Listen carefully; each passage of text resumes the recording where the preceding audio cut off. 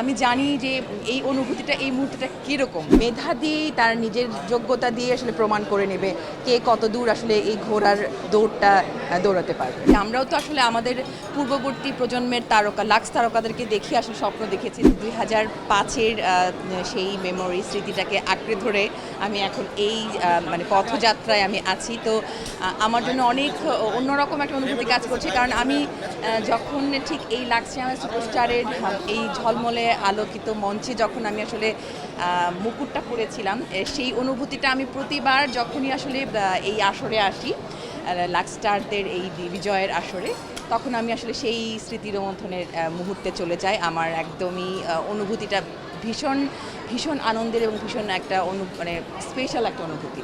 তো আজকে যারা টপ 5-এ এসেছে এবং যারা এই বিজয়ের ট্রফির জন্য লড়াই করছে, তাদের প্রত্যেকের শুভকামনা। এবং আমি জানি যে এই অনুভূতিটা এই মুহূর্তটা কীরকম, এবং যে বিজয়ী হবে তার জন্য তো অবশ্যই ভালোবাসা এবং শুভকামনা রইল। এবং কিন্তু যারা প্রত্যেকে এই টপ 5-এ এসেছে, আমি বিশ্বাস করি যে প্রত্যেকেই ডিজার্ভিং এবং প্রত্যেকেই তাদের চেষ্টা এবং পরিশ্রম দিয়ে এই অবস্থানে এসেছে। তাদের সবার জন্য শুভকামনা।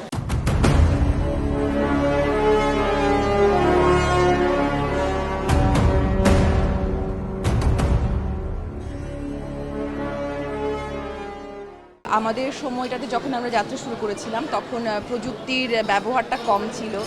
এখন যেহেতু প্রযুক্তির সাথে সাথে আমরা এগিয়ে চলছি, আমার জীবনযাত্রা সব কিছু, তো সেই জায়গাটায় আমার খুব বেশি পার্থক্য মনে হয় না।